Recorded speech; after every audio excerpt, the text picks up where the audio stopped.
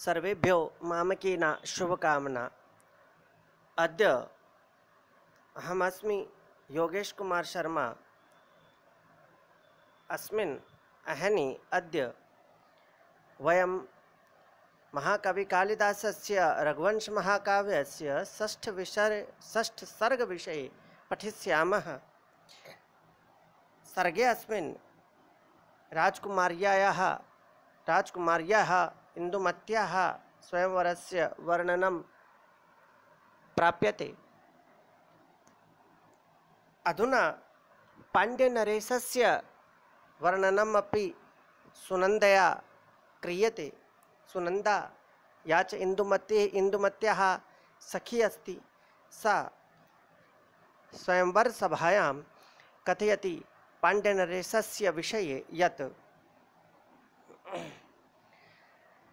ताम्बूलवल्ली परिणद्धपूगा स्वेलालतालिङ्गित चन्दनासु तमालपत्रास्तरणासुरन्तुं प्रसीद शश्वन्मलयस्थलीषु।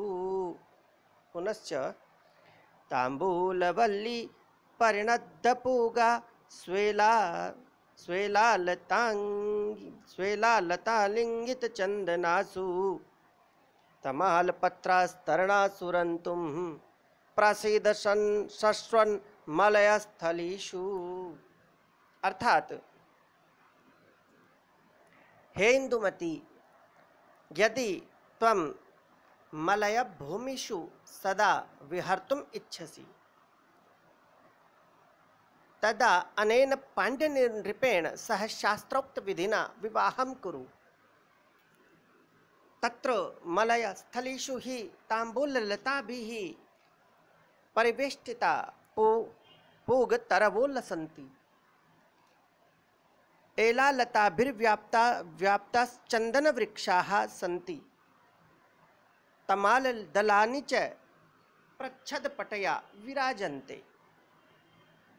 हिन्द्यां च, हे इंदुमती,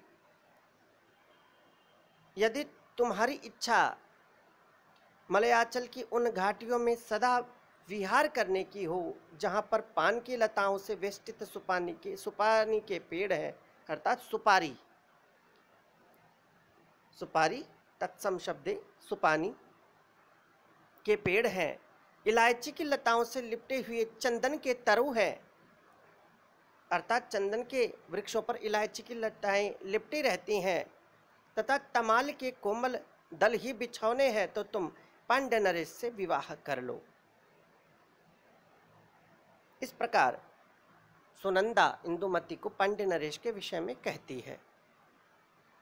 संस्कृत व्याख्या। हे इंदुमती, त्वं भवती ताम्बूवल्ली परिणद्धपूगासु ताम्बूल लतावेष्टित तक्र मुक वृक्षासु एलालतालिङ्गित चन्दनासु एलावल्ली परिवेष्टित मलय लतासु तमालपत्रास्तरणासु तमालदल प्रच्छद पटासु मलयस्थलीषु मलयगिरिधरासु शश्वत निरन्तरं रन्तुं विहर्तुं प्रसीद प्रसन्ना भव इत्यर्थः। अस्य कोशविषये ताम्बूलवल्ली ताम्बूली नागवल्यपि घोण्टातु पूगः क्रमुकः इत्यमरः गन्धसारो मलयजो भद्रश्रीश्रीचन्दनो अस्त्रियाम् इति च अमरकोशः। समासोक्ति अपि अलङ्कारो अत्र वर्तते, किन्तु मन्मते तो अनुप्रासोऽपि प्राप्यते। अनुप्रासः शब्दसाम्यं वैषम्ये अपि स्वरस्य यत् अत्र तकारस्य वर्णस्य वारं वारम् अर्थात पौनः पुण्येन प्रयोगोऽपि कृतः महाकविना कालिदास महोदयेन। अत्र उपजातिवृत्तम् अपि विराजते। अधुना अग्रः श्लोकः। इन्दीवरश्याम तनुनृपोऽसो त्वं रोचना गौर शरीर यष्टिः अन्योन्य शोभा परिवृद्धये वाम योगस्तडीदो यदयोरिवास्तु। अर्थात असौ अयम पुरोवर्ती नृपः पाण्ड्यनरेशः इंदिवर श्याम तनुः नील श्याम समश्याम देहः त्वम् इंदुमती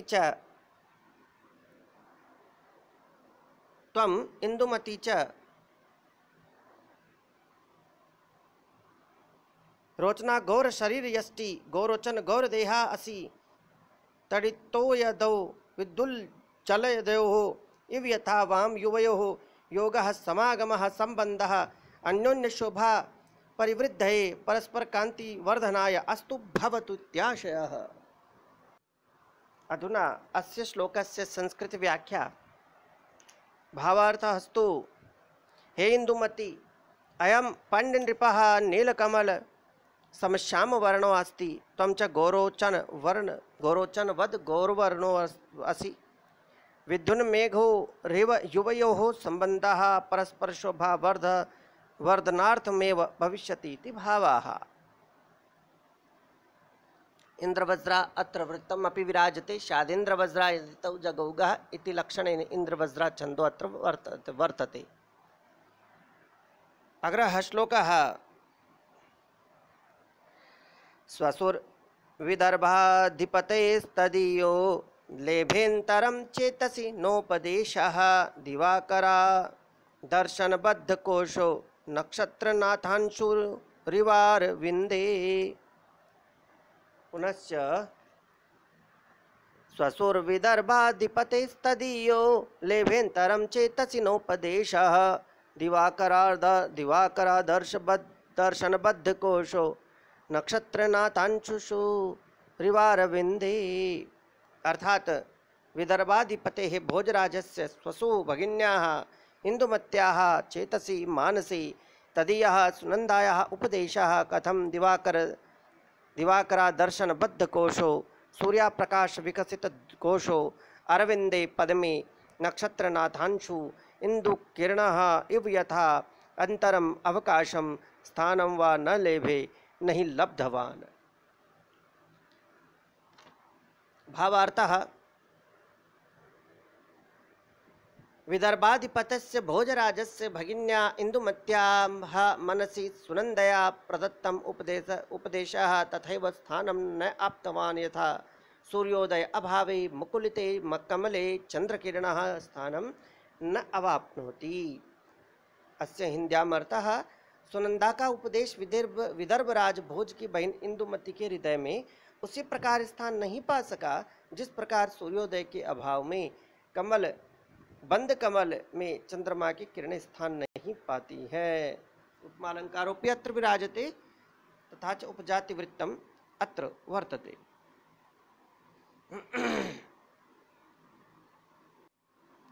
अधुना एकः अतीव महत्वपूर्ण श्लोकोऽपि समायाति। अस्य श्लोकेन एव वैशिष्ट्यात् कालिदासः दीपशिखा कालिदास इति पदवीम् अपि अवाप। अधुना अस्माभिः वर्णनं क्रियते यत् केन प्रकारेण कालिदासः दीपशिखा कालिदासः इति नाम्नापि व्यपदिश्यते।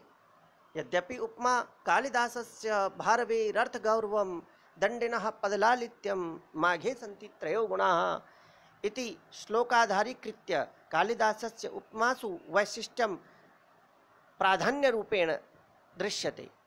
अर्थान्तरन्यासे अपि कालिदासस्य प्राधान्यत्वेन वैशिष्ट्यं समायाति दर्शनपथि। तथापि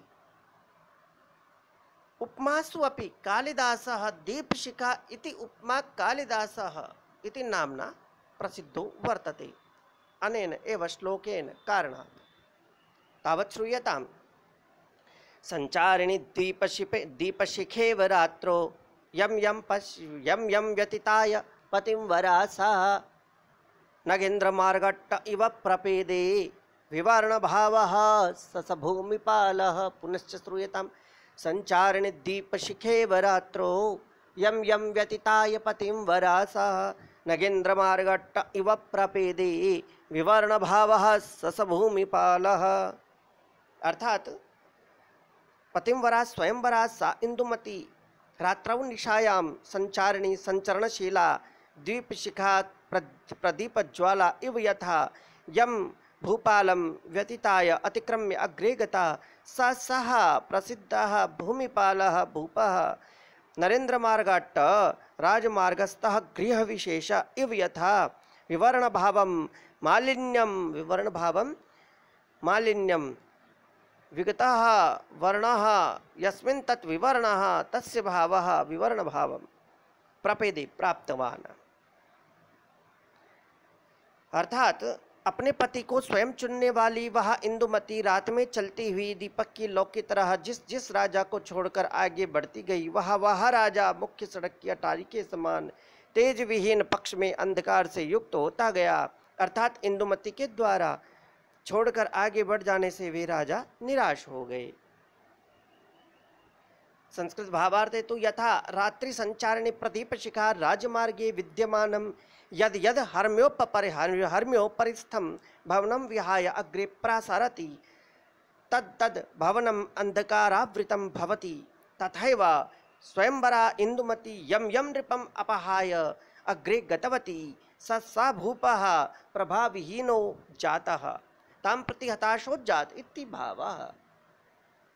पतिंवरा इत्यत्र समास विग्रहे तु पतिं वृणोति इति पतिंवरा दीपस्य शिखा दीपशिखा षष्ठी तत्पुरुषः समासः संचारितुं शीलं यस्याः सा संचारिणी बहुव्रीहिः समासः नरेन्द्रस्य मार्गः नरेन्द्रमार्गः नरेन्द्रमार्गे अट्टः इति नरेन्द्रमार्गट्टः तस्मिन् नरेन्द्रमार्गट्टे तत्पुरुषः भूमिं पालयति इति भूमिपालः तत्पुरुषः विवरणस्य भावः विवरणभावः तं विवरणभावं षष्ठी तत्पुरुषः कोशे तु निशा निशीतिनी रात्रि त्रिशाम क्षणदाक्षपा शादत् अट्टः क्षोमम् अस्त्रियां रागीराट् पार्थिवक्ष्मा भूनृप भूपमहीक्षितः इति च अमरकोशः। अलङ्कारः अत्र अस्मिन् पद्ये द्वयोः पूर्णा उपमयोः मनोरमः प्रयोगो दृश्यते। तावत् श्रूयतां विशेषवार्ता अस्य श्लोकस्य विषये। अत्र इंदुमत्याः संचारिण्या दीपशिखया सह नरेन्द्रमार्गट्टस्य च भूमिपालेन समं साम्यं महाकविना अपूर्वकौशलेन प्रदर्शितम् अस्ति। एतादृशी विलक्षणेन एव उपमा न अन्यत्र क्वचिदपि प्राप्यते। अमुम् एव उपमा चमत्कारम् अवलोक्य विद्वद्भिः लोकैः कालिदासो दीपशिखा इति उपाधिना विभूषितः। अत्र खलु उपजातिवृत्तमपि वर्तते। धन्यवादाः।